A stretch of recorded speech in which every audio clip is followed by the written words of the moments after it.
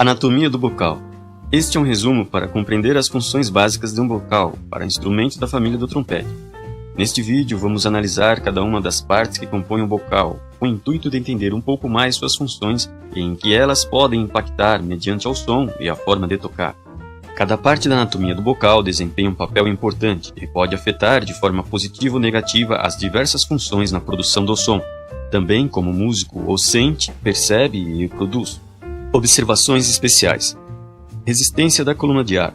Se refere à coluna de ar que está dentro do tubo do bocal até o fim da campana do instrumento. Isto é, sobre o seu peso inerte contra os lábios. Esta resistência pode ser vencida e manipulada de acordo com a forma geral do bocal, estilo de sopro e embocadura de cada músico.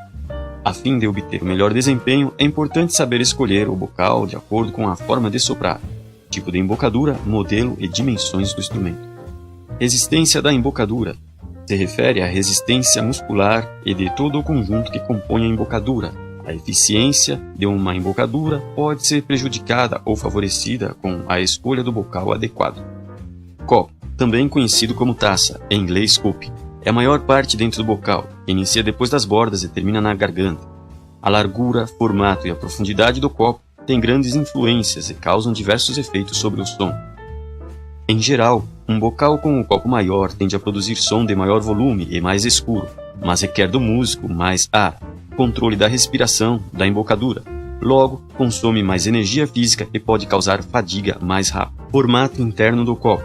Aqui podemos ver 4 bocais de formas distintas, com o mesmo diâmetro do copo, mas com diferentes formas internas, comumente conhecidas como forma em U e forma em V. 1. Bocal para trompete barroco. Forma em U tende a produzir um som mais duro e menos flexível e brilhante. 2. Bocal para trompete moderno. Forma em U tende a produzir um som mais redondo, encorpado e permite maior flexibilidade. 3. Bocal para cornet. Forma em V tende a produzir um som mais suave, leve, escuro e macio. 4. Bocal para trompa. Forma em V tende a produzir um som mais profundo, robusto, suave e escuro. Os músicos clássicos costumam usar bocais com um copo grande e profundo. Em contraponto, um bocal com um copo menor produz um som mais brilhante e também favorece a produção de notas agudas, razão pela qual muitos músicos lead preferem bocais mais rasos, mas uma versão mais rasa, em alguns casos, pode sacrificar o volume, flexibilidade e a riqueza do som. Em resumo, copo grande aumenta o volume e requer mais controle. Copo pequeno alivia a fadiga, mas pode diminuir o volume do som. Copo profundo escurece o som, especialmente no registro grave. Copo raso ilumina o som, melhora a resposta, especialmente no registro agudo, mas pode diminuir o volume do som na região grave. O diâmetro interno do copo do bocal é medido a partir das bordas. É uma das primeiras coisas a serem observadas pelo músico. E esse diâmetro tem muitas variações, de estreito para o largo, que causam um grande impacto sobre o som. Para a largura interna do copo, entre as bordas, é dado o número que normalmente vem impresso no bocal, como 7, 3, 10,5 e assim por diante. Este número, na maioria das vezes, se refere de alguma forma à largura interna do copo.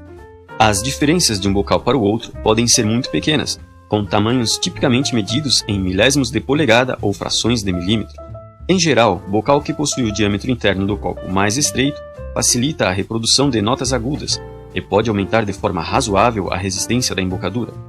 Porém, o volume de som produzido pode ser restrito. Isto ocorre porque menor quantidade dos tecidos labiais do músico estarão vibrando dentro do anel do bocal. Um diâmetro de copo maior, por outro lado, oferece o volume total dos sons mais graves, mas a resistência da embocadura poderá ser mais requisitada com mais tecido labial dentro do bocal funcionando. Os músculos da boca terão maior trabalho.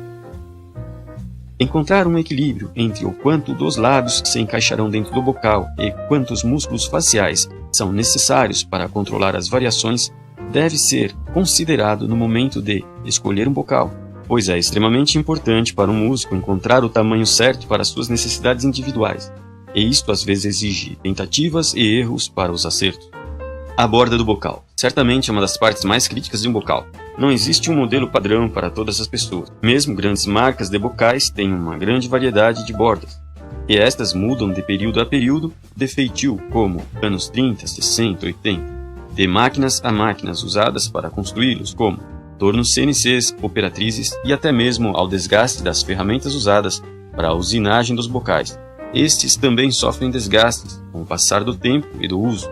A borda, além da função de conectar os lábios, músculos orbiculares, ao restante do instrumento, possui muitas outras funções ocultas, que impactam diretamente no conforto, flexibilidade, ataque de notas, resistência de embocadura e outras variáveis inerentes a essas funções, quais também influenciam a forma de executar as passagens musicais, podendo ajudar ou não em determinados tipos de articulações. Vejamos algumas destas a seguir. Bordas mais finas. Prós. Maximiza a função de flexibilidade. Promove maior mobilidade por dar menor contato para os lábios.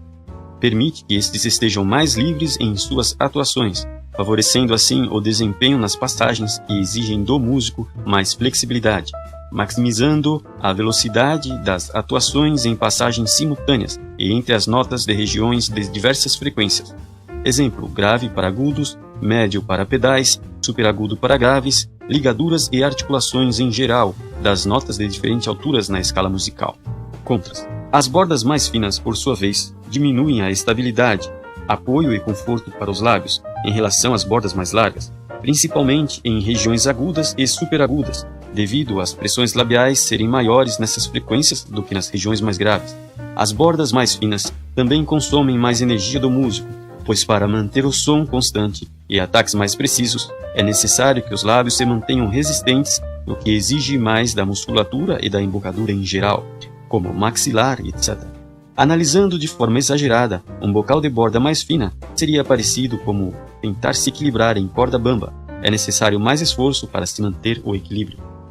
Bordas largas. Prós. Amplia a função de resistência e conforto.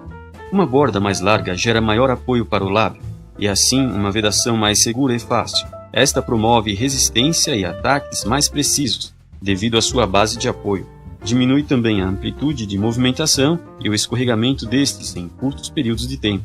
A borda mais larga também funciona como um limitador das variáveis naturais da movimentação dos lábios, um tipo de freio, permitindo mais estabilidade para os lábios. São ideais para articulações e passagens em regiões agudas, onde a estabilidade e a constância da embocadura é mais requisitada e sensível, visto que a distância entre as notas agudas é menor em relação às distâncias entre as notas mais graves. Contras. Porém, para executar grandes saltos de notas graves para agudas, médias para superagudas ou para estudar flexibilidade em regiões graves, a borda mais larga pode não promover a ajuda necessária, isto exatamente por imobilizar uma região maior dos lábios. Curvatura da borda. A superfície da borda também pode ser mais arredondada ou mais plana, borda com contornos mais planos. A borda mais plana permite maior apoio e contato com os lábios, o que gera maior conforto. Isto porque distribui melhor a ligeira pressão usada para a vedação de ar entre os lábios e a borda.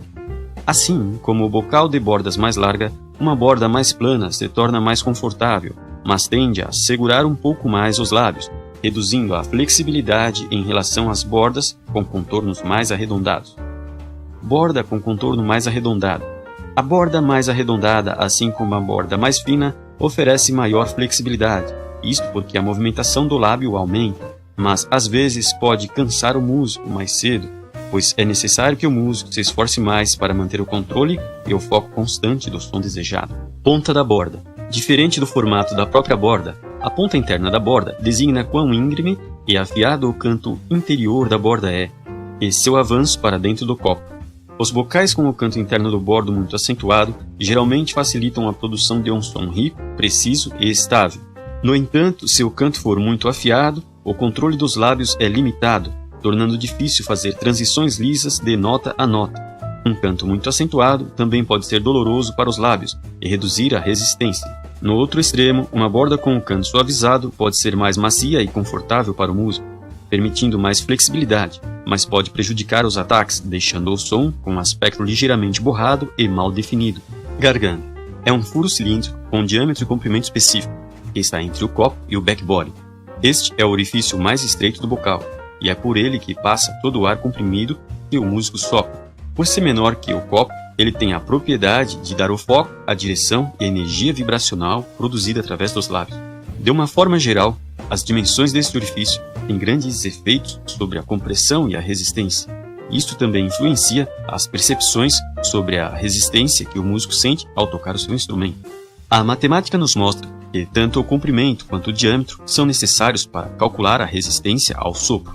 Assim, é possível dizer que um furo de 3,99 de diâmetro por 6,35 de comprimento tem a mesma resistência que um furo de 3,57 de diâmetro por 3,8 de comprimento. Já um furo de 3,57 de diâmetro por 2 mm de comprimento tem menos compressão do que um furo de 3,57 de diâmetro por 4 mm de comprimento. A garganta larga permite maior passagem de ar, então o músico pode soprar mais livremente e obter maior volume de som. Porém, a garganta larga tende a afiar o grave. Uma garganta mais estreita aumenta a resistência contra o ato de soprar, o fluxo de ar, e cria um som mais brilhante, porém mais fraco, que pode ajudar os músicos menos experientes com a resistência. O diâmetro da garganta usado normalmente varia entre 3,57 até 4,09 mm de diâmetro. Porém, alguns fabricantes, a pedido de músicos, aumentam o diâmetro do furo e chegam a abrir isso para até 5 mm. Normalmente são usados números para classificar os furos. Veja na tabela. O diâmetro da garganta é geralmente medido na indústria com um tamanho específico de broca. Quanto maior o número, menor é o buraco. O número 27 de bore, que significa furo, é o padrão comum para muitos fabricantes.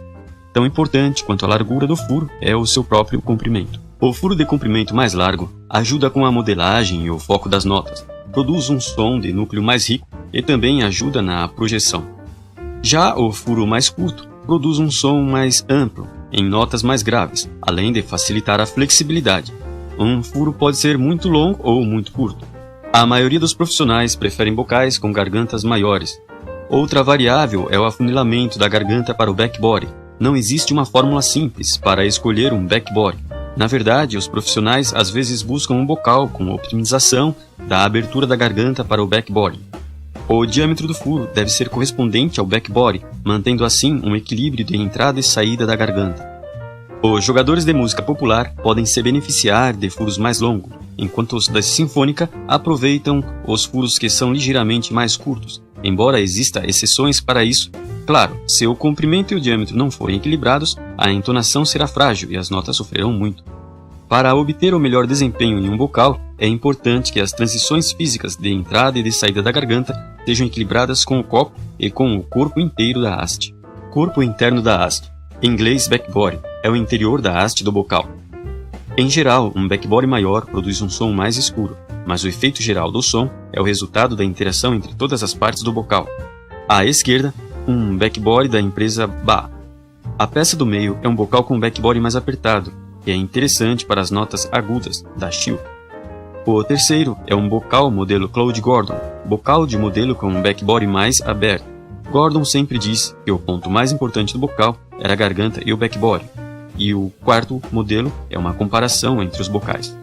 Corpo externo do tubo, em inglês shank, é a região que será encaixada no receiver do instrumento. Ela deve ter a mesma conexidade do que o receiver do instrumento.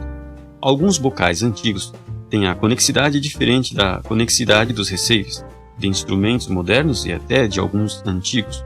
Um mau ajuste do bocal no receiver pode causar vibrações indesejadas, ou até mesmo distorções no som. Existe também um ponto muito interessante que em inglês é chamado de gap. Este é um pequeno espaço que tem ao fim da haste do bocal dentro do receiver, até o lead piper.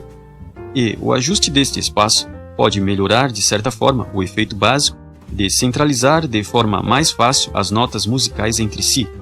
Ou seja, quando este espaço está bem ajustado, existe uma harmonia melhor entre as notas de uma escala. Uma técnica para encontrar este ajuste é de envolver o bocal com um plástico filme e aos poucos ir testando. É um jogo de tentativas, acertos e erros. Ao enrolar a haste do bocal com um plástico filme, é possível ajustar esta diferença.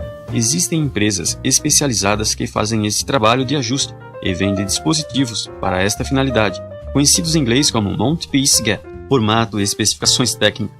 São gravadas letras do lado externo do bocal. Estas denominam algumas características do bocal, como profundidade, conforto e modelo.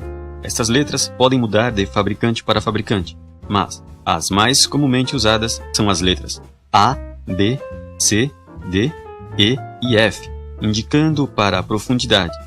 Há diversas outras letras usadas para indicar as variações. Bocais marcados com a letra A são os mais profundos.